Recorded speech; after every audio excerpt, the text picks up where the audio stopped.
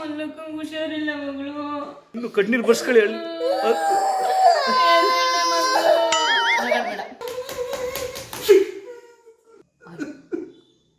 ನಾನು ಅಳುವಾಗ್ಲೂ ಸುಂದರವಾಗಿ ಕಾಣಿಸ್ಬೇಕು ಅಂತ ಹೇಳಿದ್ದೀನಿ.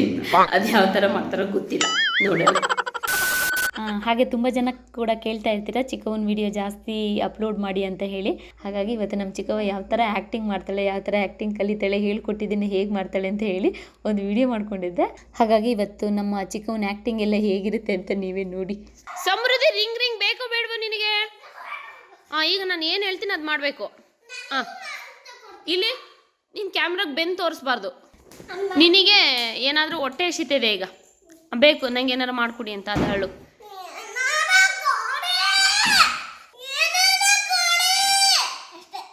ಅಷ್ಟೇನಾ? ಎಲ್ಲ ಅವಳಿಗೆ ಕೊಡ್ತೀರಾ, ನನಗೇನು ಕೊಡಲ್ಲ ಅಂತ ಈಗ ಹೇಳ್ಬೇಕು ಮಗಳು ನೀನು. ಕಿರ್ಚೋದಕ್ಕೆ ನಿಧಾನ ಕೇಳ್ಬೇಕು. ಬೇರೆ ಟೈಮಲ್ಲಿ ಎಷ್ಟು ಹೇಳ್ತೀರ ಅಂಗಳಿ? ಈಗ ಅಮ್ಮ ಹಾಸ್ಪಿಟಲ್ ಇರ್ತಾಳೆ, ಅಮ್ಮಂಗೇನೋ ಹುಷಾರಿರಲ್ಲ. ಅಮ್ಮ ಸತ್ತೋಗಿರ್ತಾಳೆ, ಅವಾಗ ಏನು ಮಾಡ್ತೀಯ? ಹಂಗಲ್ಲ, ಸ್ವಲ್ಪ ತುಂಬ ಹೊತ್ತು ಮಾತಾಡಬೇಕು.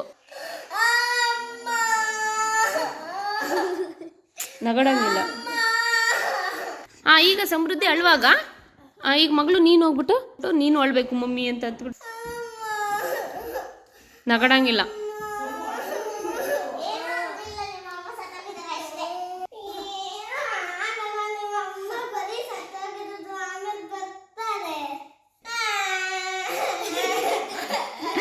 ನಗಾಡ್ತಾರೆ ಹಿಂಗೆ ಸತ್ರಿ, ಹಿಂಗೆ ನಗಾಡ್ತಾರೇನ್ರು ಅಮ್ಮಂದಿರ ಸತ್ರೆ. ಅಲ್ಲ ಸಮೃದ್ಧಿ, ನಿಜವಾಗ್ಲೂ ನಾವು ಸತ್ರೆ ಏನು ಮಾಡ್ತೀರಾ ನೀವು? ಖುಷಿ ಪಡ್ತೀರಿ? ಹಿಂಗೆ ಅಡುಗೆ ತಿಂಡಿ ಮಾಡ್ಕೊಡೋರು ಯಾರು? ಸ್ಕೂಲಿಗೆ ಕಳ್ಸೋರು ಯಾರು? ಬಟ್ಟೆ ಹಾಕೊಡೋರು ಯಾರು ನಿಮಗೆ? ಜುಟ್ಟ ಕೊಡೋರು ಯಾರು ನಿಮಗೆಲ್ಲ? ಅಪ್ಪ ನೋಡಿ, ಅಪ್ಪ ಬಿಸ್ನೆಸ್ ಕೆಲ್ಸಕ್ಕೆ ಹೋಗ್ತಾರೆ, ನಿಮ್ಮಪ್ಪ ಫಿಲ್ಮ್ ಕೆಲ್ಸಕ್ಕೆ ಹೋಗ್ತಾರೆ. ಏನು ಮಾಡ್ತಾರೆ ಅವಾಗ? ಅವ್ರು ನಿಮ್ಮ ನೋಡ್ಕೊಳ್ತಾರ? ಮತ್ತೆ ಅವೆಲ್ಲ ನೆನ್ಸ್ಕೊಂಡು ಅಳಬೇಕು ನೀವು.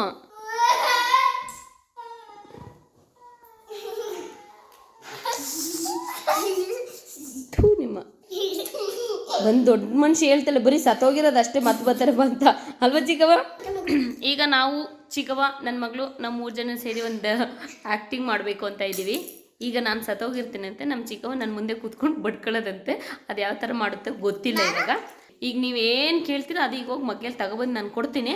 ನಾನು ಹೇಳ್ದಂಗೆ ಕೇಳಬೇಕು ಅಂತ ಹೇಳಿ ಅರ್ಧ ಗಂಟೆಯಿಂದ ಕೂರಿಸಿದ್ದೀನಿ. ನೋಡೋಣ ಇವಾಗ ಏನು ಮಾಡ್ತಾರೆ ಅಂತ. ನಗಡಾಗಿಲ್ಲ ಚಿಕ್ಕವ, ಸೀರಿಯಸ್ ಆಗಿ ಮಾಡಬೇಕು. ಪೂಜಾ ಕೆ ರಾಜ್ ಸತ್ತೋಯ್ತಾರಂತೆ, ಇವ್ರು ಆ್ಯಕ್ಟಿಂಗ್ ಮಾಡ್ತಾರೆ ಈಗ. ಸತ್ತೋದಾಗ ಎದ್ದಾಳೆ ಅಂತ. ಓಕೆ, ಸಮೃದ್ಧಿ ಎದ್ದಾಳೆ.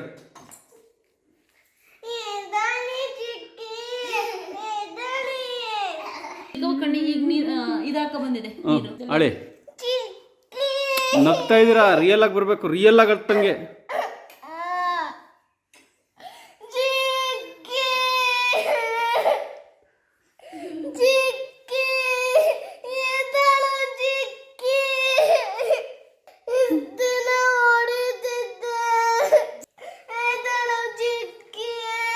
ಕಿರ್ಚ್ಕೊಂಡು ಹೇಳ್ಬೇಕು ಈಗ ಜೋರಾಗಿ.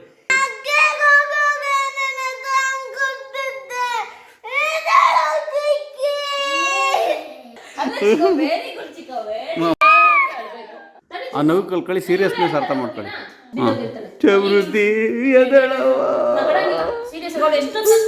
ಸಮೃದ್ಧಿ ಎದಳ ಅಳೋಂಗಿಲ್ಲ. ನೀನು ಹೋಗೋದು ಕೂತ್ರೆ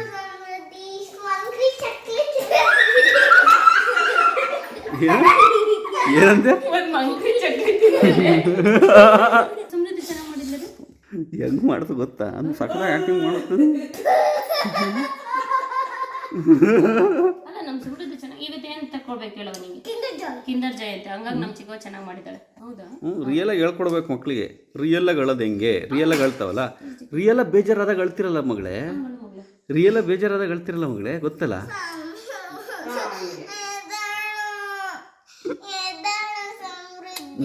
ನಗ್ಲೇಬೇಡಿ. ನೋಡಿ ನಮ್ಮ ಚಿಕ್ಕವ ಹೆಂಗ್ ಆಟ ಆಡ್ತಾ ಇರುತ್ತೆ, ಮತ್ತೆ ಹೆಂಗ್ ಸ್ಟುಡಿ ಆಗ್ತಾಳೆ. ಸಮೃದ್ಧಿ ಅಳ್ಬೇಕು.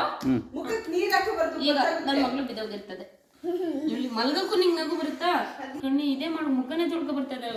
ಅದು ಮತ್ತೆ ಇದು ಅಂದರೆ ಇನ್ವಾಲ್ವ್ಮೆಂಟು ಚಿಕ್ಕ ಒಂದು. ನಗಂಗಿಲ್ಲ, ಸೀರಿಯಸ್ ಆಗ್ಬೇಕು. ಫಸ್ಟು ಸೀರಿಯಸ್ ಆಗಬೇಕು ಗೊತ್ತಾ ಸಮೃದ್ಧಿ? ನಿಧಾನಕ್ಕೆ ಬರಬೇಕು. ಮಲ್ಲಕ್ಕ ಯಾಕೆ ಮಲಗಿದ್ದು, ಏನಾಯ್ತು ಮಲ್ಲಕ್ಕಂಗೆ ಅಂತ ಕೇಳಬೇಕು ಸಮೃದ್ಧಿ, ಗೊತ್ತಾಯ್ತಾ? ಡ್ರೈ ಆಯಿತು ಅಂತ, ಪರ್ಫಾರ್ಮೆನ್ಸಿಗೆ ಇದಾಗುತ್ತೆ ಅಂತ ಅಡಿಷನಲ್ ಪ್ರಾಪರ್ಟಿ. ಸುಮ್ಮನೆ ಮಲಗಬೇಕು ಮಗಳು. ಫಸ್ಟ್ ಬರಬೇಕು ಚಿಕ್ಕಿ ಅಂತ ಇಲ್ಲಿಂದ ನಡ್ಕೊಬಂದು, ಏನಾಯ್ತು ಮಲ್ಲಕ್ಕಂಗೆ, ಮಲ್ಲಕ್ಕ ಇಲ್ಲ ಕಣವ ಅಂತಾರೆ ಅವರು. ಬನ್ನಿ ಬನ್ನಿ ಈಗ ಇಲ್ಲಿಂದ, ಹಾಂ ಬನ್ನಿ ಬನ್ನಿ, ಅಲ್ಲಿಂದ ಹಾಂ ಬನ್ನಿ ಬನ್ನಿ. ಹಾಂ ಹಾಂ ಮಲ್ಲಕ್ಕಂಗೆ ಹುಷಾರಿಲ್ಲ ಮಗಳು. ಅಕ್ಕಂಗೆ ಡೇಟ್ ಮಾಡ್ಕೊಂಡು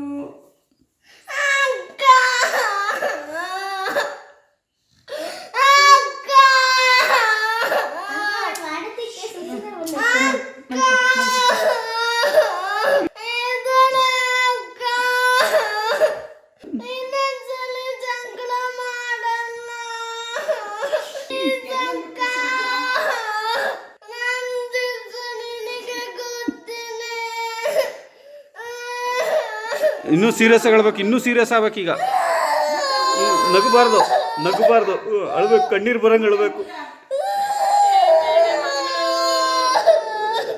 ಇನ್ನು ಕಣ್ಣೀರು ಬರ್ಸ್ಕೊಳ್ಳಿ, ಅಳಿ.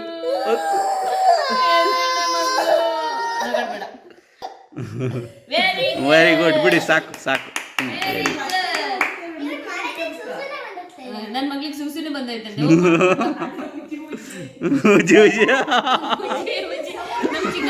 ನಾನೇ ಬಿದ್ದೋಗ್ಬೇಕು.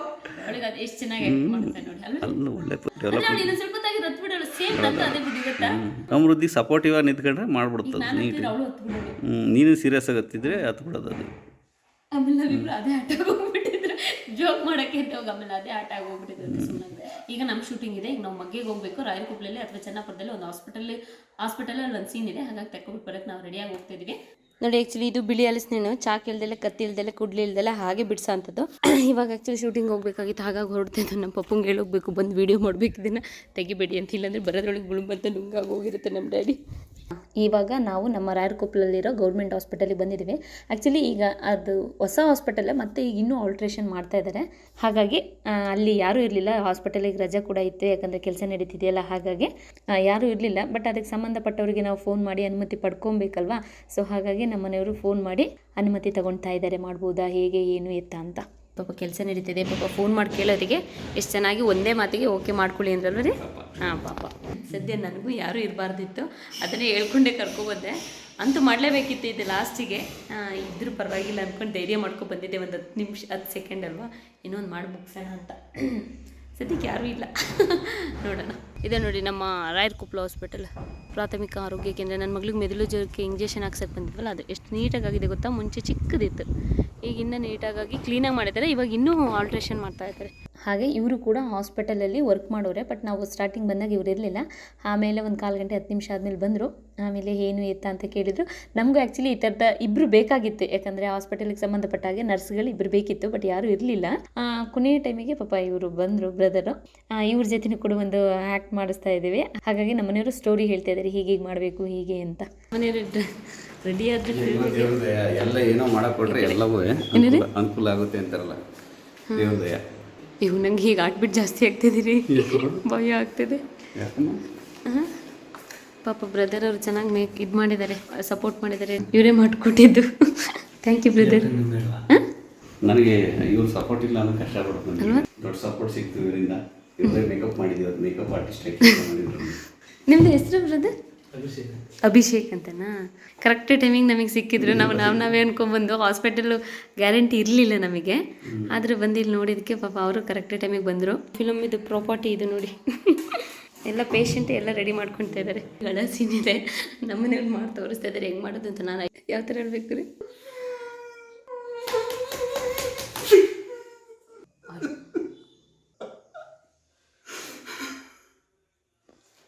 ಹಂಗ ಒಂದು ಹಳ ಸೀನೆಲ್ಲ ಆಯಿತು. ನಮ್ಮನೆಯವ್ರಿಗೆ ಹೇಳಿದ್ದೀನಿ, ಒಳವಾಗಲೂ ಬ್ಯೂಟಿಫುಲ್ ಆಗಿ ಕಾಣಬೇಕು ಅಂದ್ಬಿಟ್ಟು ಇಲ್ಲಿ ಮುಖ ಕೊಡ್ಕೊಂಡ್ರೆ ಕಾಣಲ್ಲ.